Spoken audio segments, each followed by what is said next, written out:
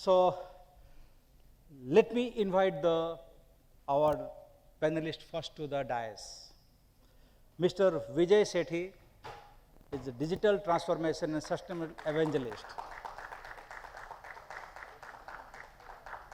Mr. Biswajit Mahapatra, Head Customer Solutions Management, AWS. Mr. Kapil Mehrotra, Group CTO, National Collateral Management Services Limited. Ms. Varundeep Kaur, CIO, Spice Money. We should have a big applause to a lady panelist.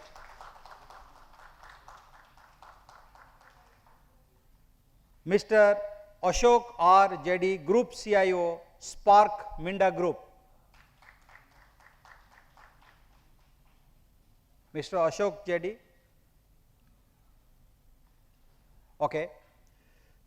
Mr. Sanjeev Sinha, President, IT and Digitization, India Power.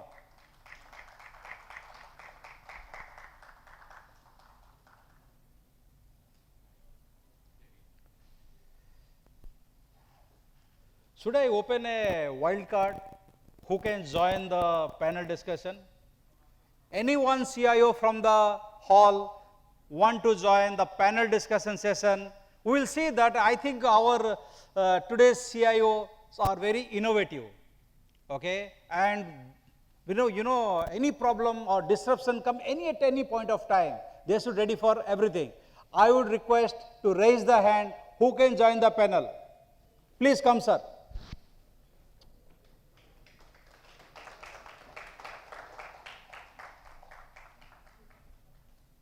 Can I have your business card? Sure. We must give you disaster management specialist first. That okay. one. Please join the hand, Mr. Yogesh. Okay.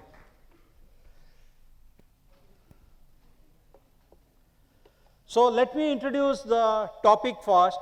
The topic for the discussion is ensuring a reliable digital connectivity to every Indian. We are all Indian, proud to be Indian.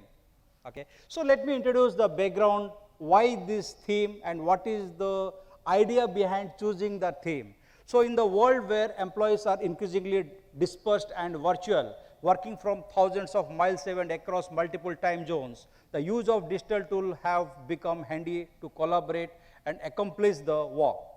As business continues to evolve at an ever-increasing pace, the adoption of digital technology will only grow in the coming years. But the question is, how will this shape digital adoption in the enterprises? To start off with, I start the question, who will take the first, okay? How the role of a CIO is shifting in this digitized world? Can I start with Ms. Kaur first? Am I audible? Yes. So, usually we ask CIOs what are the biggest challenge that we face in technology, and I believe that if CIOs think themselves not as part of business, then they are the biggest challenge what our businesses will face. So here, role of CIOs have actually transformed, not only being part of technology, they have to play the role of digital strategist, they have to be the business partner, they have to be a partner for enablement of business models, as well as being the most trusted advisor to the business. So this is how I see CIOs have to transform. Along with that, all the product management and delivery also lies on the shoulders of CIOs. If I talk about over pandemic, 2 years in the pandemic time, we have transformed the way we have been doing technology. Along with, means CIOs, if you see, they are the most capable and competent people of marrying off digital technologies with the business objectives and goals. So we adopted certain technologies like design thinking in order to improve on what we are going to deliver in days to come. Along with that, choosing right technology is also important. And it is not only about choosing the right technology, we also have to play or put up a head of a CFO or a CEO also in order to find out that whatever technology we have invested into, we are getting the benefits what we have promised. Otherwise, if you see 75% of the investments that CIOs usually ask from CEOs or CFOs, they fail to deliver the business benefits. So it is very important that CIOs understand that they have to bring in a data-driven as well as digital transformation to the organization in order to gain whatever businesses wants to follow. And also digital transformation cannot come to any organization without a business model change. And it is, before it is a digital transformation, it is a business transformation. Wonderful. That means CIOs need to understand what business is. So this is how I define that CIOs now are more empowered and they own that hat of making sure that businesses win. And I come from fintech. I usually say the word tech might be lying at the fag end of the word fintech. However, technology has to lead. Without that, no business or no organization in today's world can even survive. In order to thrive, technology and CIOs have to take the leap, and they have to lead from front. Wonderful. We can call CIO as also the Chief Investment Officer also. Yeah, So right. let me throw some light to Mr. Sethi. So he has got experience into the IT, technology, HR, and so many things in his career. If you can throw some light, sir. See, how I see the role of CIO is slightly different. So since ages when IT started, whether it was head of IT or CIO, the objective was that you put in digital investments, you put in technology investments, and the company has to get value out of it. So from that perspective, if you really look at, the role has remained same. There's no change. The second is, only difference which has happened, especially over the last 3-4 years, 5 years, is all the businesses have now become digital businesses. All parts of the business have now become digital. The strategy of a business is now being driven by digital. All the operations, anything that you do, interactions with the ecosystem have become digital. So once the entire digital has really gone in, the role of CIO has become much more crucial. So that's the difference as I see from this. So as Varundeep was rightly saying, if you have to do all that, if a CIO has to be the central nerve from a digital strategy of the organization perspective, from the perhaps survival of the organization perspective, the CIO has to first understand the business a lot and play a role in each part of the business, which perhaps earlier was not playing. Earlier the CIOs were more inward looking at their own data centers and the IT piece, whereas now they have to become more outward looking also and looking at how the business is changing. That's one. And the second piece I'll just add is that over the last many years, as we know, as technology has really changed, and especially with AI, ML and others, the amount of cyber attacks have also become very, very grave. And that's where CIOs have to play a huge role to ensure that the business continuity and the business survival, the word that I used earlier, from a cyber attacks perspective also has to be there, so that the organization continues. And the core, maybe I'll say the responsibility from a CIO also is, it's not just the business grows, but business also survives. That's how I would sum up the entire role of CIO. Yes, you are right. I think Kapil has got different perspective. He's into different industry altogether. Yeah, you are right. So my perspective is like, whenever we talk for the digital, couple of things we have to keep in the mind is, first of all, is organization strategy is in line. Because see, one thing is like I have a wish list, like I am opening a digital channel, I will acquire more clients, I can target clients, I can go and make the higher reach and all. These kind of things, like, is business is ready? The kind of a, vision, kind of a wish list what we have. So my perspective is, let's have a digital strategy first before passing the buck to anyone. Because see, whenever we talk for the digital, it's require a investment also. And investment, whenever we start talking for the investment, then your strategy will start shaking it up. Then it will go all of a sudden in a phase manner. Then it will be go, okay, let's do it this first, right? So it will be becomes as a piecemeal. So generally, whenever we talk for the digital, it has to be a long-term plan, 3-year long-term plan, wherein you should be very firm, having the firm mind. What all the things you are going to expose it, right? For example, let's say we are a 17, 18-year-old company and working on a legacy systems. All of a sudden, we started talking for the digital. So then we have to expose entire data on a digital, right? So that is another strategy, because one side you are thinking, okay, acquiring the new client, building a new application, strategies in place. Other side, you have to rework on the applications, what you are having it at the back end. So it is creating a lot of workload. If the plans are not basically mutually agreed, you cannot build a firm plan. Definitely your strategy will fail.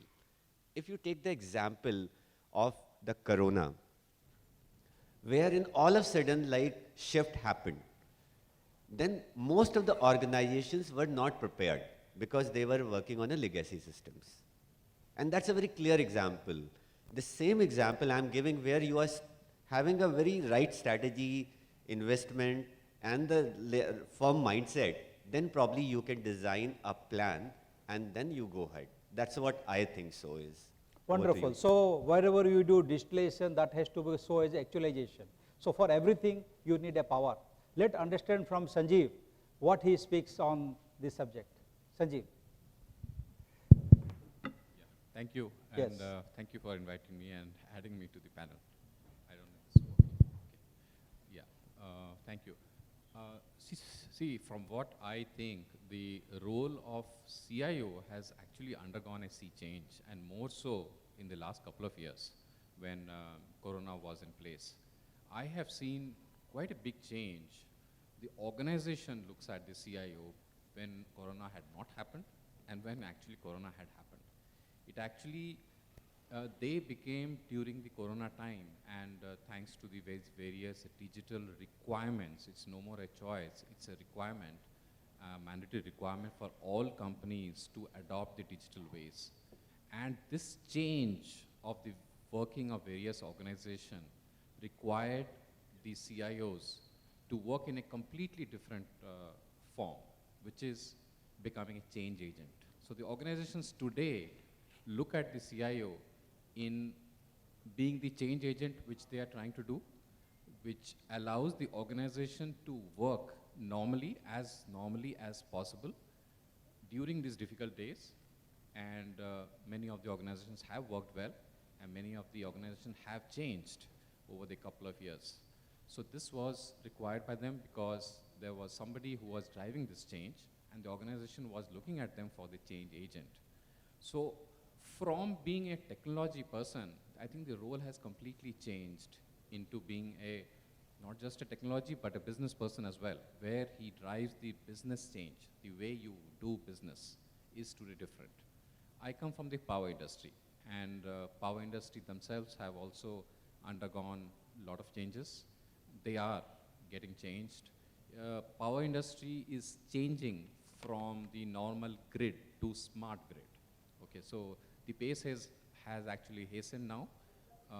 The smart cities which are getting adopted, where power plays an extremely important role, and the various elements of the smart grid which is coming into the picture is also being driven by CIOs. We can go into more discussion there also.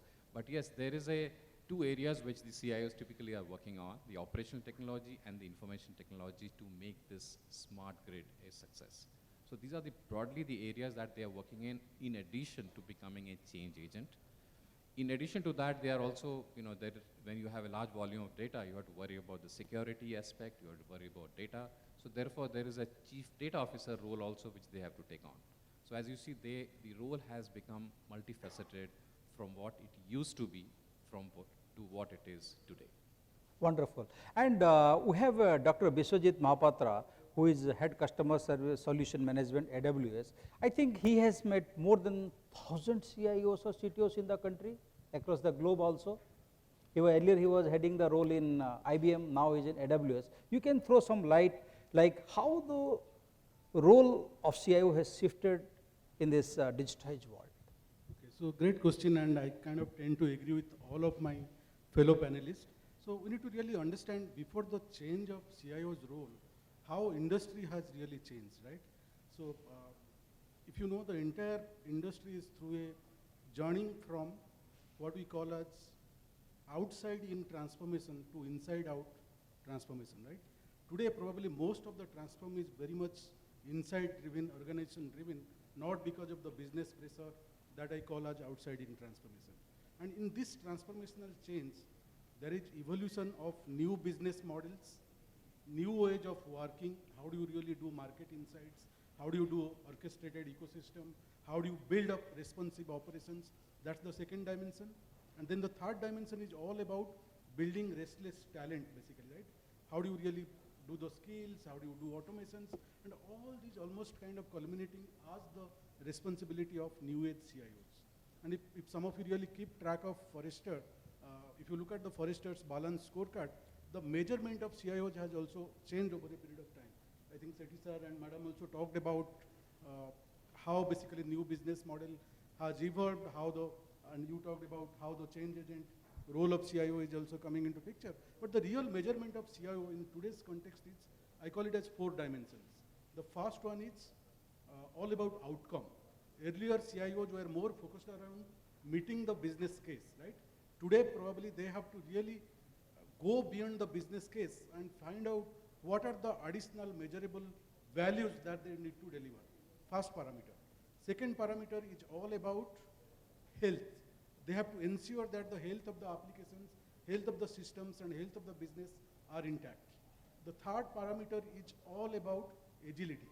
All those things that they are doing, they have to do with complete agility and complete flexibility, because time to market is also very, very critical. And fourth parameter is services. As we all know, today's businesses are rebuilding around experiences, right? While doing all those outcome, agility, health, if they are not meeting the customer expectations, not driving the customer experience, the business is not going to be really very successful. So from a technology change agent, I think the CIOs of today's time demands more focus on customer experiences, more focused around customer obsession, and they need to really focus on that. That's the way I Wonderful. And meeting lot of CIOs yes, across yes. the globe. If you can throw one sentence that you recently got a doctorate, can you show about the subject in the technology what you have got the doctorate? Okay, so I recently got an honorary doctorate from one of the university in Mexico on computer science, right? And mostly focused around artificial intelligence and machine learning. So that's what Wonderful. So now we have a CIO who has joined Mr. Yogesh. No doubt here we are talking about autonomous vehicle, okay? But you bring the customized vehicle with the full engineering. Can you talk about what is your perspective into it? Perfect, perfect. But let me just thank you for announcing to come up on the stage, and it's an opportunity to grab and talk about. Yes. Yeah. Thank you. I'm not a CIO. I know these fellow members are. I'm just a Asia Pacific IT leader in my organization. I just take care for the Asia Pacific. I can call you as a disruptive CIO? Yes, possible. Possible. But yes, I do believe in that. Yes. From the organization point of view, we are automotive car seat manufacturing organization. We also make aerospace seating. Our product ranges right from 1,500 rupees to 1,000 rupees. Probably every automobile car would be opting for that. Whether you are driving a Nano or you are driving a Jaguar, the seat will be from us in India typically. For us, the important thing is follow the OEM is a strategy, but on top of it, add the value by enabling the innovative parameters to get the customer satisfaction index up while on the car seat. We all know about 78% of our body in the car is on the seat. So, except your palms and your feet, everything else is either safety or your comfort, and that comes from car seat. Wonderful. Okay. and capturing that data, making sure that analytics is working, and that results into the either enabling a CX, that is customer satisfaction index, helping making it lightweight so that it becomes budget savvy for upcoming electronic vehicles, typically weight management perspective. So we also work on the metal testing, the foam testing, or fabric testing, thread testing, and kind of where engineering, IT-driven innovative aspects comes into the picture. In olden golden days, we used to see those crash tests in in the TV screens. But now, with the specific heavyweight balls, by putting it on a car seat, we can analyze what impact it will carry and what the reaction of the driver why in an accident, so that the airbag adjustments can be done accordingly, so human life can be saved. Wonderful. So many technologies are involved we are not aware of. Probably Mr. Sethi is aware of all these things. He has worked his whole lifetime into the motor industry. So he must be knowing much better this. So we'll move on to the second question, and we'll have a discussion for 2 minutes each is sufficient. Okay. So my next question is, how do you define digital adoption and how does it impact transformation? I will start with Sanjeev. So digital adoption is a very generic area. I think in different industry, different geography, it works differently. So for example, in fintech, you had a digital adoption, which is by far India's most matured in terms of digital market. So let me give you an example, since I come from the power industry. And when we talk of digital adoption in power industry, we are basically talking about connecting all the power customers into a central kind of network. I talked about this smart grid. Now, smart grid is one way in which you can connect all the stakeholders digitally and for the betterment of each of them.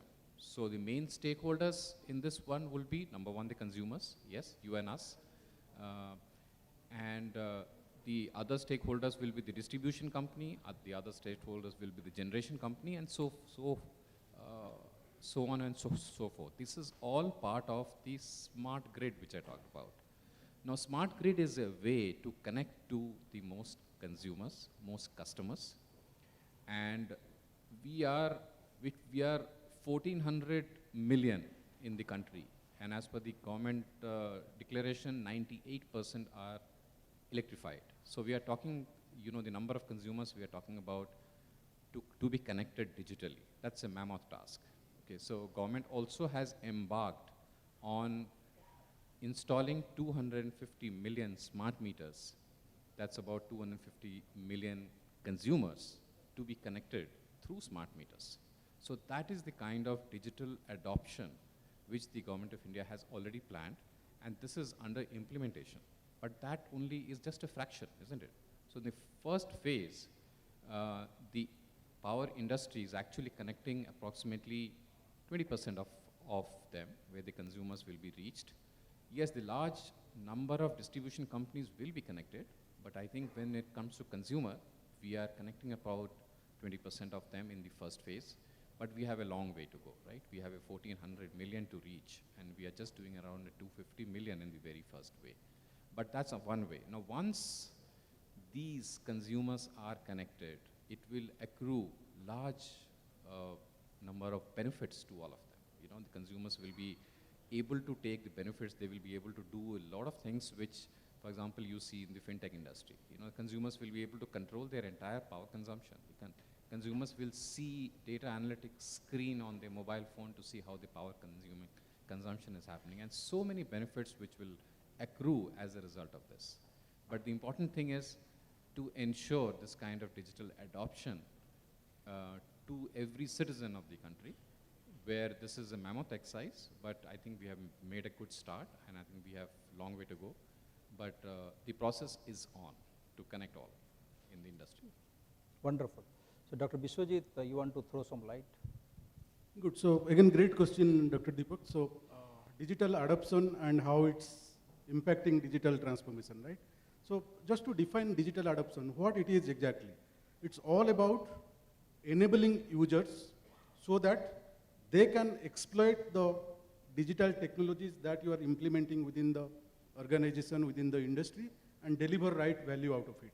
That's what I see as digital adoption, right? You can implement all sort of technologies that's really in play today. We call it digital transformation, evolution of cognitive enterprise, cloud foundation, artificial intelligence, machine learning, quantum computing, high performance computing, whatnot, right? Great technologies. You can implement all of those things. But if really the users are not aware of the value that they can get out of those technologies, they do not really know how to use those technologies to their benefits to get the results, then I do not think these digital transformation exercises are driving any value. I can give one of my recent experience this week when I was meeting one of the CIO from an insurance company. Great plans, right? His plan is to really use blockchain technologies so that all the documentation that's required in the insurance policy creation process, not required, right? User comes, user gives his name, his mobile number, right? All the PII data probably that Sir talked about, but then rest of the documentation, hassles of finding income tax statement, finding bank statement is all not required because all those can be stored on this distributed ledger and can be made available. Great technology, great idea. But what's the feasibility?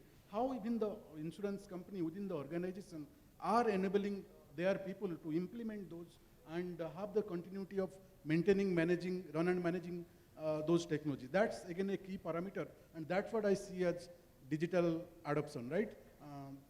Having great skills really may not guarantee success of digital transformation, but not having skills is definitely ask for a failure, right? So that's why every company really need to focus on digital adoption, enabling their people, and it's part of culture when it comes to innovation, it comes to strategy, before really laying out their digital strategy roadmap.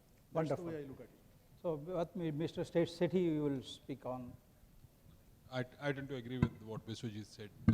See, companies implement technology so that they can deliver value out of it. How I see digital adoption is in three parts. One is that if you have adopted technologies in the organization, are the employees within the organization really utilizing those technologies to improve efficiency, improve productivity, reduce costs, enhance the customer service, customer experience, that part.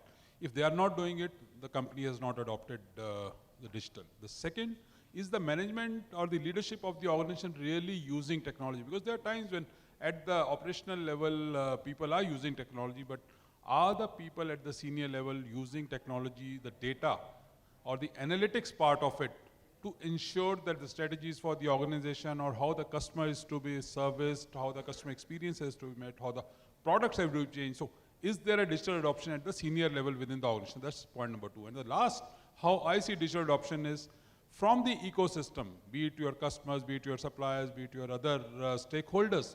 Are you providing enough technologies for them, and are they really utilizing those technologies so that the entire ecosystem benefits? So if I provided, for example, are my customers really using the customer digital channels that I provided? Are they really utilizing the app features that I've given? Are they giving me back data, what I need on the apps or on the others?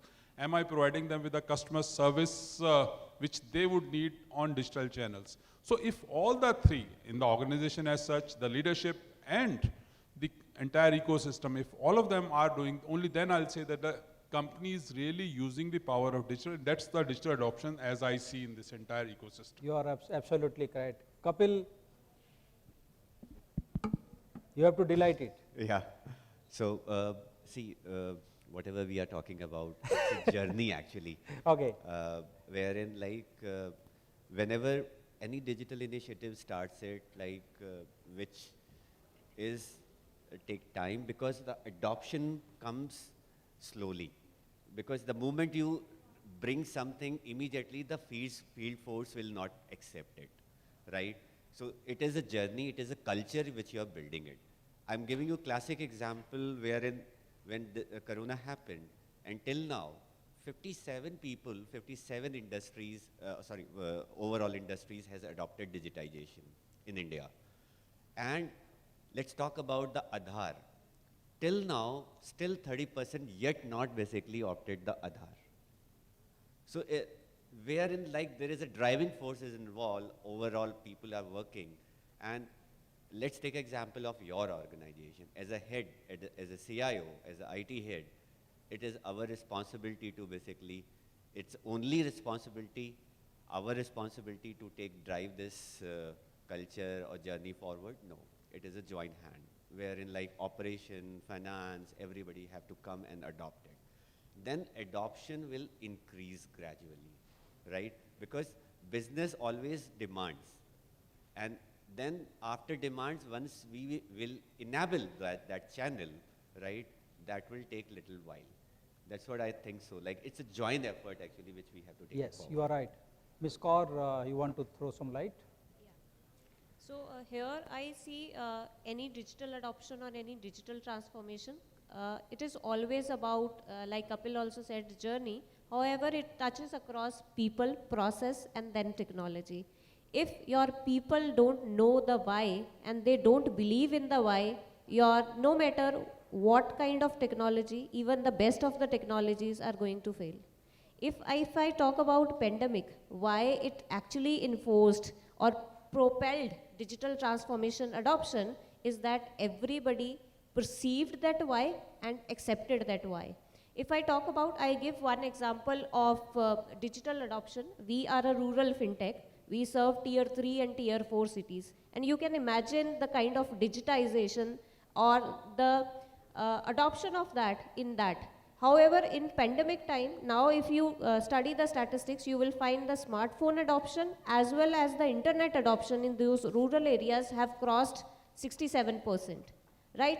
And in pandemic time, had there not been a case of lockdown where people did not have access to bank accounts or they would not have followed the digital channels and we would not have seen that pace.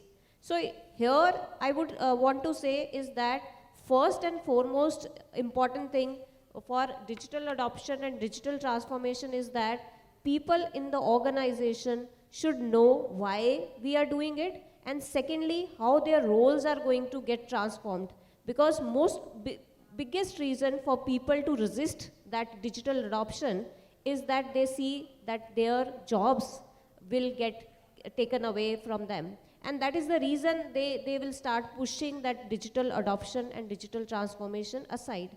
So here it is responsibility of the leaders to first, that the management level, they should understand.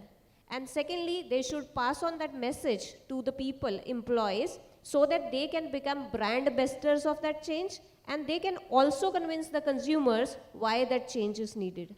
So this way, if digital transformation adoption happens, then there are higher probability and higher chances that whatever you are doing will get adopted and there are success. Other thing is that the technology implementation or adoption should be like WhatsApp.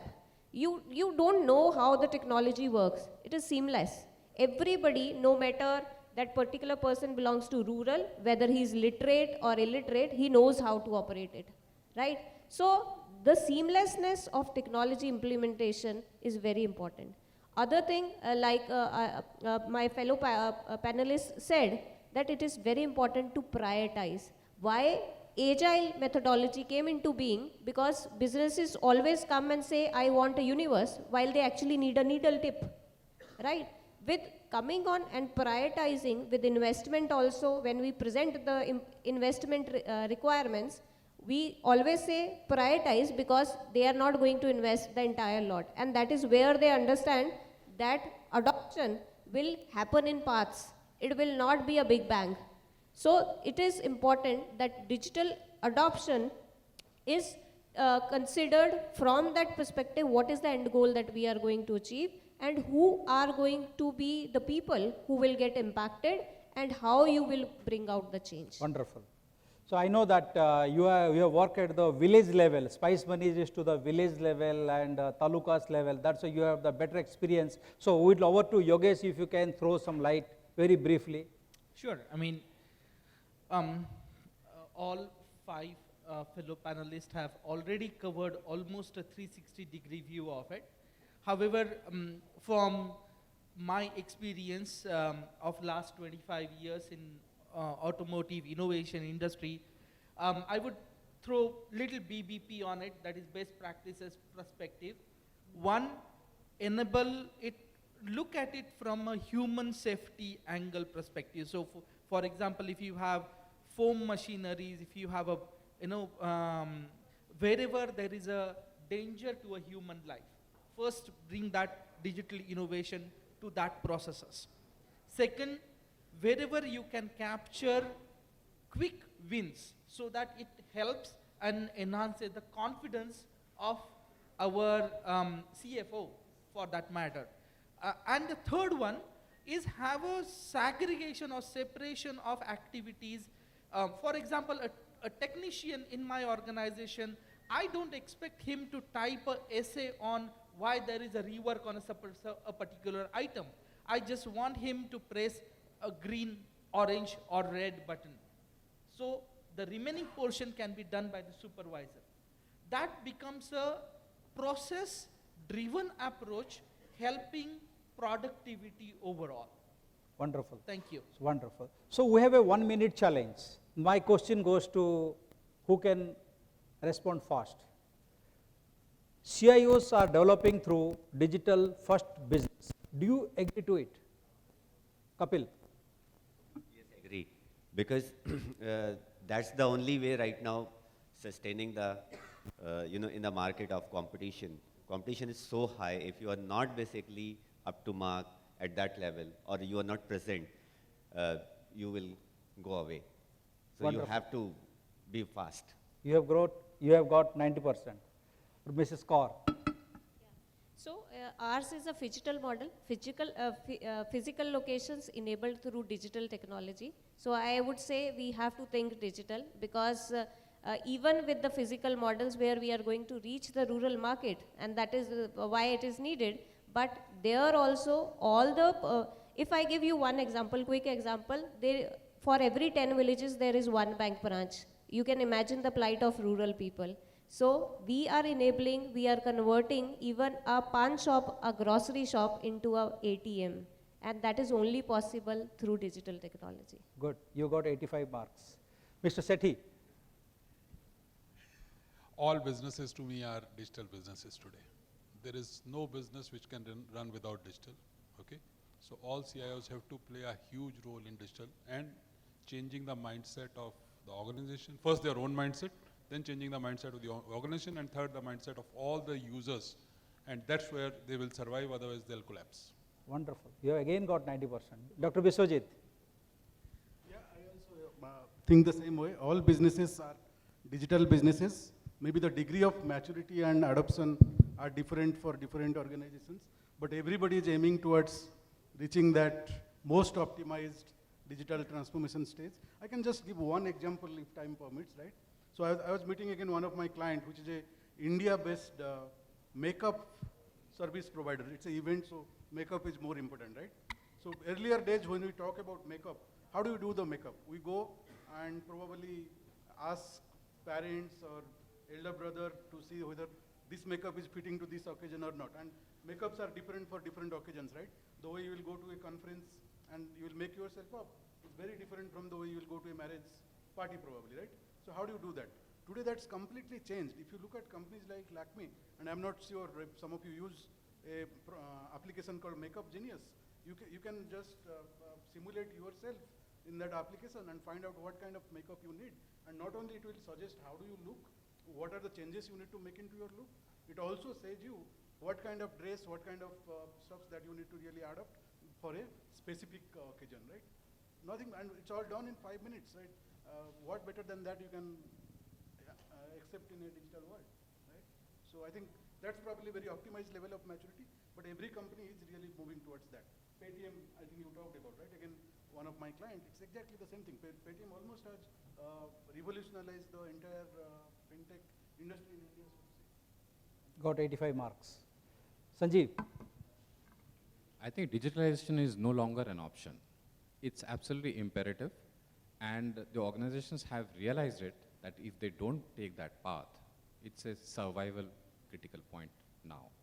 And for this change to happen, as I mentioned, CIO will play an extremely important role to make this change, but the organization themselves also have to change. That is where the change has to happen. We talked about the adoption. So one very important point here is a digital transformation, if it has to happen for the organization, it is to be measured in the level of adoption. So the higher adoption, the better digital transformation. So the adoption is the key to change the organization and to become more digital in the days to come. So that's the main change agent here. Wonderful. Very good. For every answer, I get very, very few words to choose from. But I'll say only one thing. It's a top-down process change collaborative effort, which will help in business bottom line. And that's the way it will operate. Other than that, change management, I mean, if we talk about digital savviness, at least for automobile industry, that doesn't work. Only when it helps in bottom line. Look, what we have seen this, very wonderful. When I give the timeline, they talk to the point. So all the CIOs, they are ready to complete that task. That I mean to say, 85, 9, doesn't matter how you act it. That is more important. So wonderful, and I have a one sentence challenge thing, last. How CIOs, now, do you think CIO CTOs should use data-driven change management solutions for business agility and growth? You have to respond in one sentence. Sanjeev. Data is the oil, so it has to be driven by the data. The organization, if it has to go digital, the only way it can go digital is by using the appropriate data for the right results. Wonderful. Dr. Biswajit. Yeah, data-driven change management is must if you are adopting digital transformation, and that's basically the way to go. Good. Absolutely important. It's really important that you have a data-driven culture and a DNA in the organization. Wonderful. Kapil. I totally agree, and the best example of data-driven strategy is the cloud is the best one, because the way data will grow, you can analyze, you can run the AI, you can run a lot of things over on that. Wonderful. Mrs. Kaur. I would say data can be a heartbeat of the organization, or it can be Achilles' heel. So it is important to have a digital, data-driven transformation technologies, because data is going to define where you reach and by what time. Wonderful. Mr. Yogesh. So usually I say like this, the correct data is a correct engine in the car. Otherwise, it's a garbage in, garbage out. So from the big data, you have to simplify the data. Exactly. Okay, wonderful. So it's a very good presentation, and with our panelists have thrown very good insights into it. But I have a small takeaway from this. So what is that? CIOs are driving transformation at an astonishing pace, and organizations pursue radical agility, technology executives, and the organizations they lead have taken the center stage. Moreover, the CIO should serve as the chief influence officer, because they have to work as a team, CIO, CTO, CMO, who collaborates and maintains excellent working relationship with other business leaders. And he or she should be an IT evangelist who can champion the role of IT in digital strategy and business transformation. Thank you, gentlemen, for joining the panel.